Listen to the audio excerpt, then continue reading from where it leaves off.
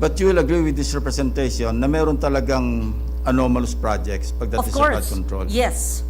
Yes. Meron Let us, din mga ghost projects. regarding flood control projects. Well, let me answer my question, Mr. President.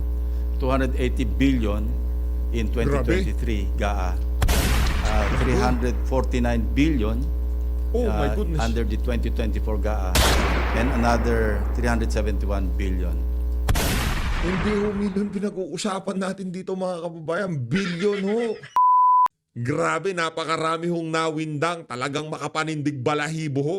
Yaang mga naisiwala dyan sa pagtatanong na yan. Itong si Senator Ping Lacson dito kay Loren Ligarda. At ito naman si Risa Hontiveros. Lumabas ho ang pagkabiter niya. Hindi mo pa rin ba matanggap, madam? Na naibigay dito kay Senator Rodante Marcoleta yung Blue Ribbon Committee. Birthday ng colleague mo, hindi mo man lamang mabate. Ibang klase talaga tong ali na to. Alam na, bitter na bitter. Ganyan na ganyan yung mga bitter. Binati na ng lahat. Ikaw na lang ang di bumabati, Senator Risa. Oh, tanggapin mo na. 3 taon mo pang makakasama dyan. Yang si Senator Rodante Marcoleta. At napansin ka ng mga kasama namin dito, Sen Risa. Parang di ka na daw hata nagbibida-bidaan ngayon sa Senado. Bakit? Natatakot ka ba kay Senator Rodante Marcoleta? Sa ayaw at sa gusto mo, aabot tayo dun sa pagtatatanungin ka niya, ha? Pero bago yun mga kababayan, isa like at subscribe. Masaya na ho tayo dyan sa mga gusto sumali sa ating community. Yung join button, nandyan lang ho sa baba. Ayun na nga, 942,000 subscriber na ho tayo. Palakpakan, ibang klase talaga. Oo. Konting push na lang ho, mag 1 million subscriber na ho tayo. At ito ho mga kababayan, ang ika nga breaking news. Breaking news ho ito para dito kay Sindanya, dito kay Larry Gadon, at dito kay Richard Herdarian. Makinig kayo dito, ha? Pero ako alam ko na isasagot ng mga to. Sabi ko nito sa report ng Bombo Radio Philippines, Sec Gadon, Rep Sindanya, and Richard Herdarian pinagkokomento ng Supreme Court. Yan na nga ba sinasabi natin? Masyado kasing madadalahira yung mga bibig nyo na yan. Bakit ayaw nyo respetuhin? Ay, sa bagay, rinirespeto nyo pala yung mga politiko na nahalal dahil sa kani-kanila mga apelido. Yan, especially ang siga doon. Ano ba? Ito, just in. Pinagkokomento ng Korte Suprema sina Secretary Lorenzo Gadon, Rep Percival Sindanya at Richard Darian hinggil sa petisyon hinihain laban sa kanila kamakailan. O, alam ko na sasagot nitong si Sindanya. Ang sasagot ni Sindanya, para sa accountability, kailangan yan. Pagka pinakomento ka, sasabihin mo, para sa accountability. Ikaw, Larry, pagka pinakomento ka, sasabihin mo kay Chief Justice, ano pangalan nito? Ano pangalan Chief Justice natin? Nakalimutan ko. Teka lang, ha?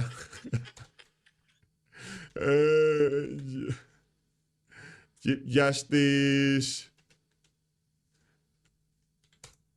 Ito, ano sasabihin mo kay Chief Justice Alexander Gesmundo? Aso ng mga Duterte, ganon? Anong lalagay mo sa komento mo? Nako, makukontempt kayo dyan. Sumagot kayo. Pinakukomento na kayo ng Korte Suprema dyan sa petisyon na inaahin sa inyo nitong sila Attorney Mark Tolentino, Kong Jing Paras. Kaya naman ngayong mga panahon na to, sigurado may kalalagyan kayo. Siyado kasi kayo, okay. Alam nyo mga kababayan, ang buhay simple lang. Kung simpleng bagay na lang, huwag yun ang palakihin.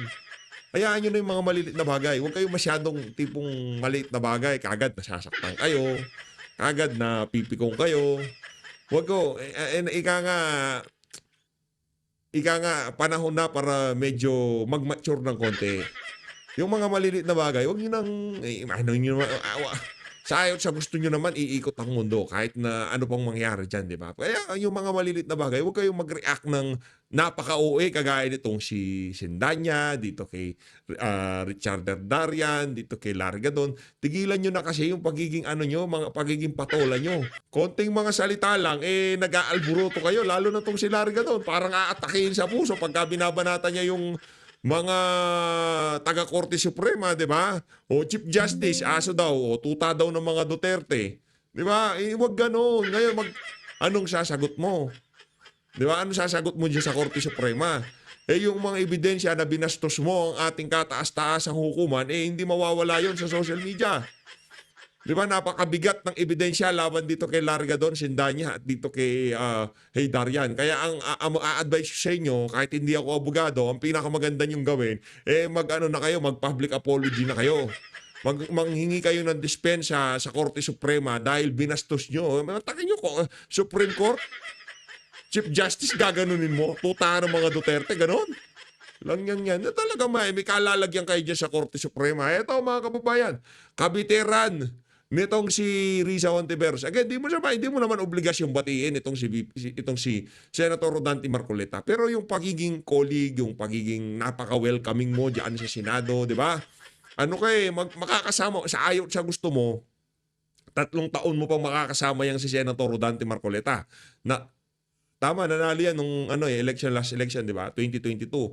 So ngayon, sa ayaw sa gusto mo, Risa Hontiveros, makakasama mo siya ng 3 taon. Ngayon, kung sa 3 taon na yon, hindi mo 3 beses siya magbe-birthday diyan, ganyan yung attitude mo.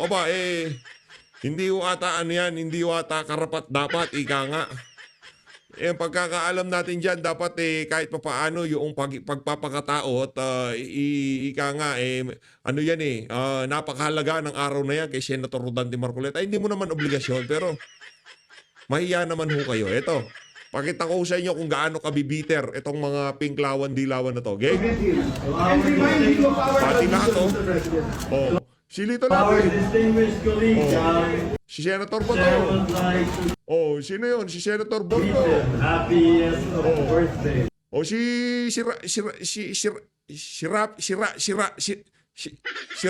Rapi Tulfo. Tingnan nyo naman yan si Soto kasi ika nga, pamilya kayo dyan Kasama ka na dyan sa pamilya ng Senado Pero ikaw, nakaupo ka lang, ay bitter talaga. Ganyan talaga mga bitter, narcissist na bitter. Anong karakteristik ng isang narcissist? Lagi sila tama. Ayaw magpatalo sa usapan. Naku, nakakatakot yan. Ganyan na ganyan si Risa, di ba? May beso pa itong si Loren. Kala ko bumibeso lang tong si Loren kay Juan Ponce Enrile at kay Dong Gonzales. Pati pala kay Senator Rodante Marcoleta. Pambihira tong si Loren, Kala ko talaga sa totoo lang, ito si Loren Legarda, bumibeso lang to kay Juan Ponce Enrile at dito kay Dong Gonzales. Pati pala kay Senator Rodante Marcoleta, bumibeso siya. Sendante ikaw ano pa? Zubiri. Di ba dapat ganyan welcome ang lahat, ika nga. Hindi pong i-exclude nyo yung isang napaka naman yan, si Risa. Ayusin nyo sa susunod. May 3 ilang birthday pa ba? Marami, 6 na birthday dyan si Senator Marcoleta Di ba? 6 na birthday yan. 2 birthday na lang yan. Hindi mo pa babatiin. Bitter talaga, yan Cynthia Villar Jr. Senator Robin Padilla. Binati nilang lahat. Si Risa Hontiveros nakaupo, nakatanga. Di ba? Bitter talaga Nagpa-party na sila doon. Sumali ka. Bakit? Ayaw mo sumali. Gusto mo sa'yo Blue Ribbon Committee. Ayan si Bambini nandyan Si Pia Cayetano. Ito naman si Senator Risa. Masyadong pinipersonal ang mga bagay-bagay dyan siya. Birthday kaarawan yan Ay, nako naman. Ba't si Bambini nandyan ang labo lang mga kababayan Kaya kayo, pag kami kaarawan, batiin nyo. Huwag kayong, baka akala na inggit kayo, wala kayong birthday. Ay, naka, Risa Hontiveros. Risa Hontiveros. Ito, lagay ko na itong tatlong itlog na to dito para ma-remind yung mga nagbabalak na bastusin ng ating Korte Suprema, magdalawang isip. Ito ang palitan, itong si Ping Lacson at itong si Loren Legarda, mga panindig balahibo ng mga nabulgar dito sa na to. As usual, flood control, baha. Pagka yan talaga pinag-uusapan, maraming kinikilabutan kasi napakaraming anomalya kinasasangkutan o nababalot yung mga usapin na yan. Pero again, hindi ho natin dinidemonize o ipinapakitang masama ang flood control. Tayo ho dito gusto ho natin magkaroon ng maayos gumaganang flood control. Pero ang problema, yung mga kickback, ika nga, yung mga kumikikback dyan sa House of Representative na mga kontraktor ng mga kamag-anak nila. Yun, doon tayo galit, di ba? O, ano siya, hindi ako nagsabi niya, si Baguio City Mayor Benjamin Magalong, 40% daw kinakatkong nyo Diyan sa House of Representative, yung mga kontraktor na meron kamag-anak. Hindi lahat baka base yan kay Mayor Benjamin Magalong, eto, dito na ho tayo sa Senado. Okay? That we recognize Senator Panfilo Ping Lacson for his interpellation. So moves. Senator Ping Lacson. Merong ham. Thank you, Mr. President. Will the distinguished lady from Antique, Malabon, Makati, Batangas, Cavite, and the Republic of the Philippines yield to just a few questions? Yes, I would be more than willing to yield to the questions of my former Vice Chair of Finance who used to interpellate me even if he was a Vice Chair. Yes. Thank you, Mr. President. While this representation is not as passionate in advocating for a safe environment as the distinguished lady from Antique, still, I can relate with their passion, especially after the widespread flooding that we all recently experienced, if not read or heard about in the mainstream media or social media platforms, different social media platforms. Of course, this was highlighted by the President Sona, particularly on the graph-ridden flood control management projects that were implemented in recent years.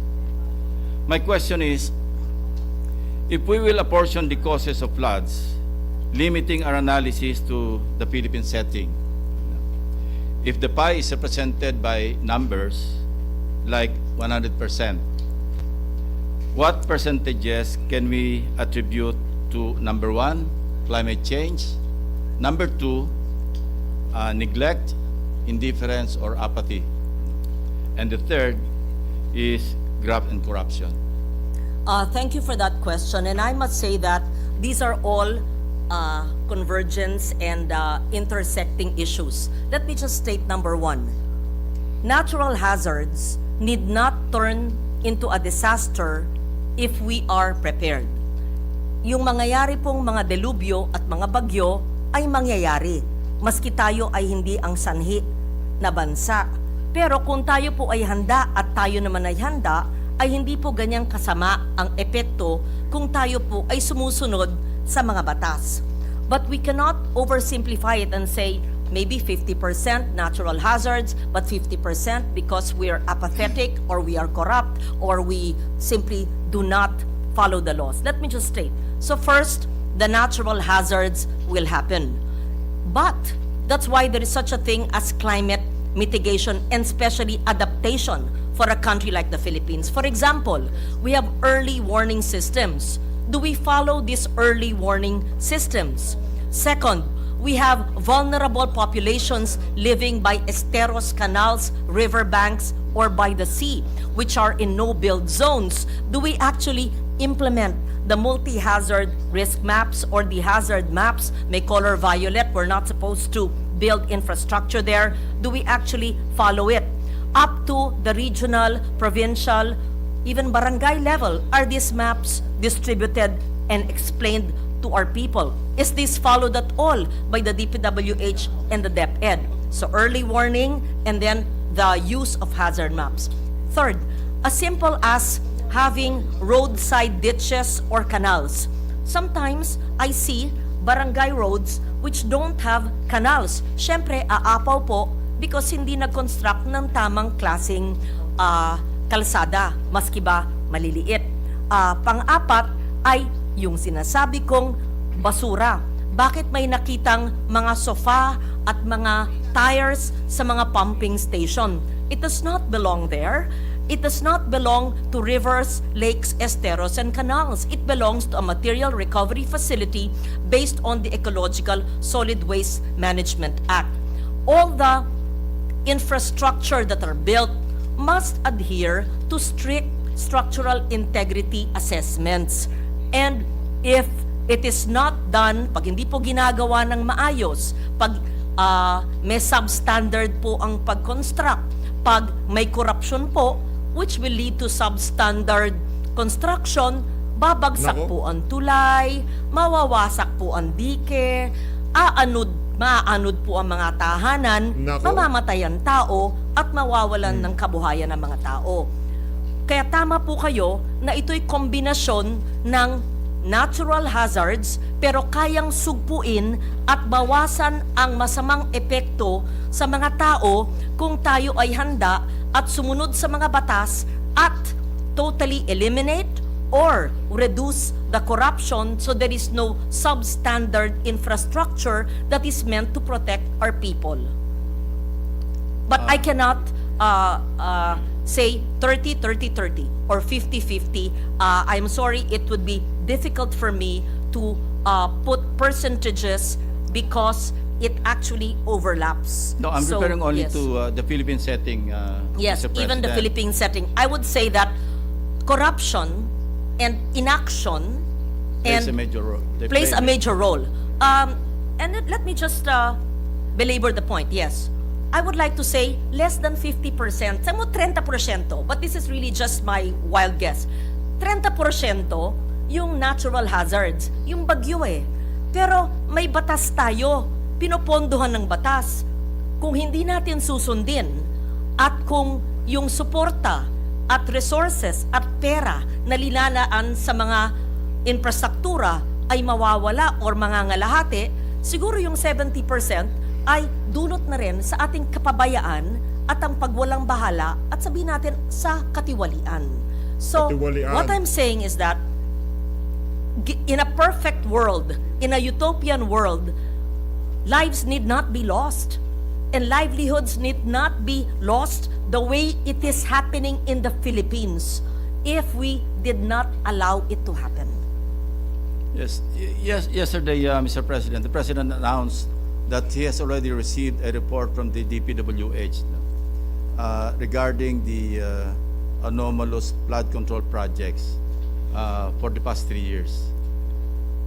Do you have any idea how much has been appropriated during the last 3 years for flood management, for the flood management program of the I country? don't have it offhand now, but that would be readily available first by DPWH, and perhaps the Senate LBRMO office would have that. I was no longer chairman of the Committee on Finance at the time, but it would not only be DPWH, perhaps the NIA would also should submit the reports on irrigation. No, because all flood management program related projects, Mr. President. Yes. I don't have it right now of 23, 24, and 25.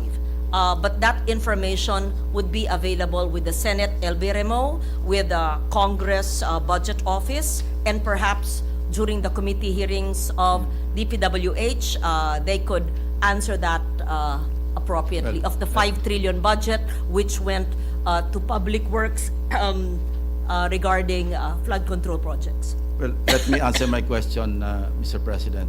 280 billion in 2023, GAA. 349 billion Oh my goodness. under the 2024 GAA, and another 371 billion. Hindi ho milyon pinag-uusapan natin dito mga kababayan. Bilyon ho. Ang isang taon, mahigit tatlong daang araw lang ho yan. Yung sinasabi ho nilang halos gumagastos tayo ng 1 bilyon kada araw, totoo ho yun. Goodness. Under the 2025 Grabe. GAA. Now, Nakakalungkot. ito po yung follow-up na question. Meron po ba kayong naipasok o na-adapt sa amendments para sa flood control sa Antique or any area in the country? Let me state that Nako. very clearly.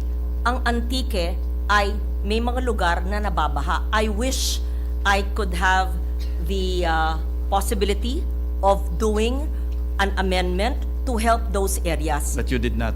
I'm not certain I have because I did not participate actively in the Finance Committee, neither did I join the BICAM. In short, baka hindi po na-adopt yung aking mga amendments. But I would like to state this, sa mga lugar na nabaha ay hindi naman masama ang flood control. Pero dapat ito ay science-based, aral sa engineering at sa sensya at hindi po ginagawang money-making ng marami. Yun po ang ibig ko sabihin. Ito, Okay. meron silang binigay pero maliliit na mga flood control projects sa iba't ibang lugar pero sinabi ninyo yung mga numero. That is Yes. under the Senate version, Mr. President? Yes. Only under the Senate version. I don't have the numbers now of Your reference is DIGA for 2023, yes. 24, As I said, I 25. don't have the numbers now of 23, 24, I'm more and interested 25. in the insertions made in the Senate, Mr. Oh, President. I would not be at liberty to say that, but perhaps the chair of the Finance Committee then, who received all the amendments, but she's no longer with us now. Grace Go po ahead, yan, si Mr. Grace po. President. Yes. So Please, what I'm saying Kindly is that share with us the figures that you just received. Kakawindang ho, laki ng On the page. ginagastos natin sa flood control, no? Ibang klase, oo. this is engineering district. Yes, yes. What year is this? 2025. Valderrama, Sibalom, and San Remillo. Yes. And there are amendments. Very good. This is for this year's amendments. Yes. In what area, Mr. President? In Antique. Antique. Thank you for this information. Did this come from my staff? Yes. How about in other areas? I don't have the other areas, but these are flood mitigation structures protecting public infrastructure. And I would be more than happy to see how these are implemented Yes. by the engineering district. That brings me to the next question. Yes. Have you monitored the progress of those projects? No, not yet. I have not seen any monitoring yet. Both the region and the district must be able to give reports. And thank you for pointing that out to me. So kung insertion, hindi ba naka-PISARO yan? For issuance of SARO? Or FLR for that matter? Honestly, I do not monitor the PISARO or follow up the DBM, and you can check that we never follow that. But it is important that when we give amendments, that if this is adopted, that we must monitor it. But sometimes the oversight function is lost along the way among the national amendments that we do in different provinces. Yeah, I was thinking kasi dati po kayong chairperson ng Committee on Finance and maski pa paano, you might be able to monitor during the plenary debates, ano? Or even during the committee hearings kung ano yung mga insertions na nagawa dito sa Senate in the 19th Congress. I was chairman from 2015 to 2019, so I would not remember those amendments, but I would be happy to learn and to find out how these are monitored and the implementation. In fact, to do not just a financial audit, but actually a performance audit of how these infrastructure projects were implemented. And I'm sure you'll be as interested as I am to read or to know the President's, the action that the President will take after he received the report from the DPWH, because, Yes. it is nice to hear the President make those remarks during SONA, Yes. even to a point na mahiya naman kayo. Yes. But taking action or the follow-through action is the more important thing to us, di ba? What's important is that we find out in the 81 provinces which are the most vulnerable that need real flood control. Because we cannot say, hindi kailangan ng flood control, because as someone who has studied disaster risk reduction and climate change adaptation, even the construction of roadside ditches or canals is important, to be fair. And even, let's say, slope protection. It's been demonized by the poor implementation of some or many in different jurisdictions. But you will agree with this representation na meron talagang anomalous projects pagdating Of sa flood course, control. yes, yes. Meron Let us- din mga ghost projects that you have monitored while you were chairperson of the Committee on Finance. Oh, ghost projects, I'm not able to say to be definite about it. I don't think as chairman of the Committee on Finance then, I would coordinate closely and ask the Finance Committee or the DPWH, ghost ba yan? No. I was not able to monitor any such ghost project. I could not do that. Yeah, for your information, I did my some preliminary research work. I fielded some teams to areas that are suspected to have some projects, and I tasked my teams to find out kung ano yung status ng mga projects. And this is subject to validation. One such project had an appropriation of something like 190 million pesos in 2023. When we check with the GAA, meron naka-indicate na completed. It's just a sitio, very small. Sitio is smaller than a barangay, di ba? Puro. So, pinahanap kong pilit, hanapin nyo nga yung flood control project na sa 2023 na sinasabi sa GAA completed. So, hanapin nyo kung anong itsura ng project. When they came back, they reported to me, Sir, wala akong project. Nako! How would Yari. the district engineer and the regional director explain that there was That's a the reason GAA why, provision? of course, as I mentioned, subject to validation. Kasi baka hindi napasadahan yung buong sitio, but if they did, then obviously, this was a ghost project in 2023. Worse, meron na namang appropriations, I think, under the 2025 GAA, dalawang items. In the same sitio, hundreds of millions of pesos na naman yung... So, what we were suspecting initially, ghost project noong 2023, pwedeng pinondohan para gawa ng project para mabura na yung 2023. But we intend to get to the bottom of this project and find out who, if indeed this was a ghost project, we intend to find out sino yung responsible. And I'm awaiting the report of the President to the public based on the report submitted by the DPWH kung kasama itong natuklasan namin, na-discover namin. That's only one item, Mr. President, but there are tens of billions of pesos worth of flood control projects in that same locality, a bigger area. May we know the name of the province? Suspension, Mr. President. I might deliver a privileged speech, or I might take it up during a committee hearing. I'm almost certain it is not my home province of Antique. Although It's not in Antique, although we need, Mr. President. to be fair, we need a lot of flood control Kasi if it's mitigation yan- measures. Kung santigan, Mr. President, I won't be talking to you. Yes. No, but to be fair, the implementation of flood mitigation measures has been demonized. Kamukha kami, sa maliit na bayan ng Sebaste, may hanging bridge. Nawasak nung nakaraang bagyo, ang mga DSWD at mga staff ko tumawid ng ilog na naglalakad. Pero hanggang ngayon, dahil sa gitna ng taon, ay walang panggaa at napakahaba ng proseso sa NDREAM Fund para itayo yung bridge.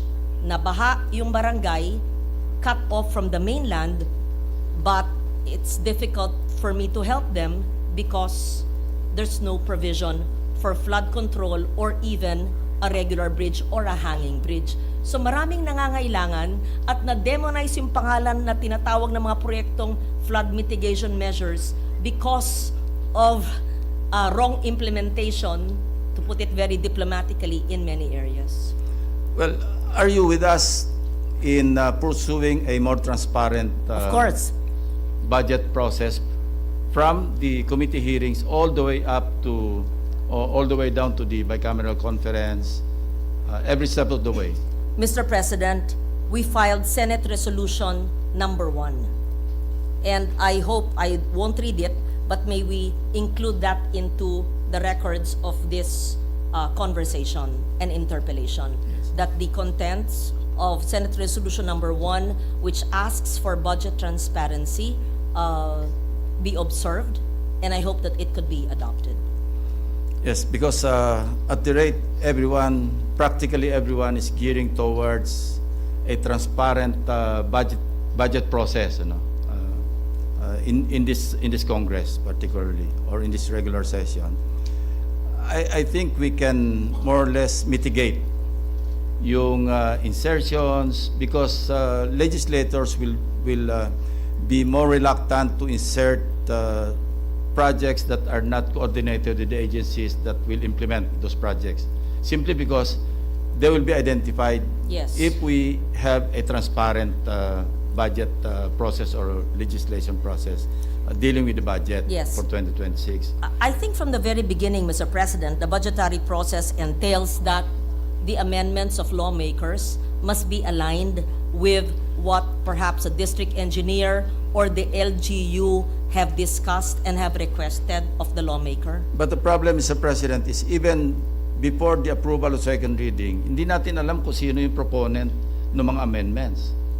Because these are not taken up in the plenary. It should be taken up and there should be a more transparent process. So you're with us, Of course, particularly with the new chairman of the Committee on Finance, Senator Gatchalian, because he requested the members of the minority to co-sign a joint or concurrent resolution to have a transparent budget process. as I said, we filed, I think 7 of us, a budget transparency resolution. And today, I supported the chairman of the Committee on Finance in the resolution by party, majority and minority, in budget transparency concurrent resolution. So we both agree that when we tackle the 2026 National Expenditure Program and we come up with our own version, the Senate version, even scrutinizing the House version, the GAB, that we will open everything to the public and to the media. We should Walang open... taguan ng amendments, especially during the BICAM. Will you agree with me if we pursue utmost transparency, Yes, especially Mr. during the President. BICAM, Mr. President? That is the essence of the 2 resolutions which we have signed, and that is what we should have passed with a bill that I co-authored with you on the budget process, that the request must emanate from the local governments, having been reviewed by engineers and going up to the Regional Development Council. I think we discussed that 8 years ago when I was chairman of the Committee on Finance, and that's how we've always tried to make our amendments. But you're correct, if everything is seen, kakulangan ng classroom, sabihin mo na may flood control, may dike, kailangan talaga. At kung yung district engineer magbibigay ng ganong request, kung ano man ang kailangan, may irrigation, kung talaga naman kailangan ng irrigation, paninindigan na mag-aamenda ng budget. I'm very happy to hear that, Mr. President, because at least after the President castigated the all of us, as a matter of fact, during the fourth SONA, siguro naman magigising na tayo sa katotohanan na mahiya naman tayo Nako, Mahiya naman tayo na lahat. mag-insert ng alam naman natin na hindi alam ng implementing agency. nako. Matagal na yan eh. Bakit kasi ngayon lang nagkaroon ng ganyang, di ba? Ang mahal bago matuto ng mga Pilipino. Sa Department of Education, binulgar na rin ni VP, di ba? 5 billion ang gusto nilang i-insert. Kanto ko. I agree with you, Mr. President. Mahiya naman tayo.